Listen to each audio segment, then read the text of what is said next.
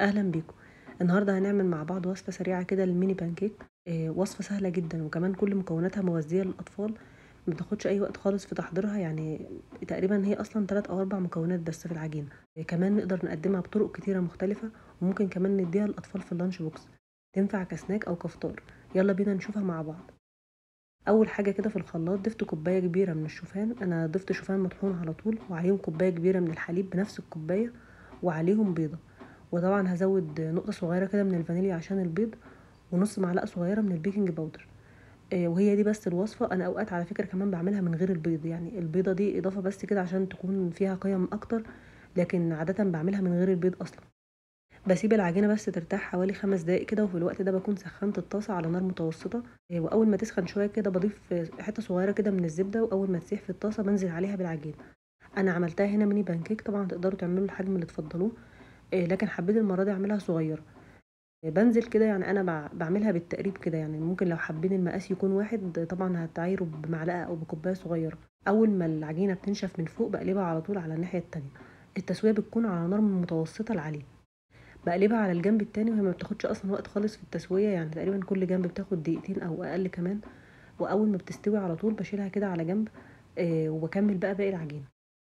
في تاني مره بضيف حته زبده اصغر من الاولى، يعني ما بحتاجش اصلا اضيف كتير، لان غالبا اللي بضيفها اول مره بتفضل شغاله معانا للاخر. او ممكن كمان تضيفوا كل كام مره كده لما تلاقوا الطاسه بدات تلزق معاكم. بكمل برضو التسويه بنفس الطريقه لحد ما بخلص كل الكميه. ممكن تعملوها حجم اكبر عشان بس ما تاخدش معاكم وقت.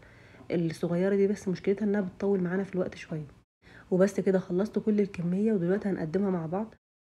انا هقدمها باكتر طريقة مشهورة واكتر طريقة تقليدية لتقديم البانكيك، وهي ان انا هقدمها مع توت كده وموز. زودت لها توت ازرق وتوت احمر، وعليهم معلقة كبيرة كده من العسل، وكمان هزود لهم نص موزة. طبعا ممكن تضيفوا عليها صوص شوكولاتة مثلا صحي، اي حاجة تفضلوها. كمان لو تحبوا تزودوا لها مثلا عسل مع معلقة صغيرة كده من الزبدة. برضو دي من الطرق التقليدية اللي انا بحبها جدا للبانكيك. دي بقى كان اختراع كده حبيت اعمله، لان كنت عاملاها في رمضان، فكان موجود بقى القشطه والحاجات دي في رمضان، فزودت لها معلقتين كبار كده من القشطه. وكمان زودت عليها عسل، بحيث ان انا اديت لها نكهه شرقيه شويه. تطلع كده شكل المصابيب، اللي هي الاكله الخليجي اللي بتكون شكل البانكيك او القطايف كده. كان طعمها برضو حلو جدا. ممكن تحشوها على فكره، لان هي نفس العجينه بتشبه القطايف قوي. يعني هي بتكون عجينه طريه كده، فممكن نتنيها ونحط القشطه جواها مثلا لو حابين. او ممكن برضو نضيف عليها مكسرات. من الطرق برضو اللي بحب اقدمها بيها ان انا بجيب اتنين كده واحط ما بينهم زبده فول سوداني.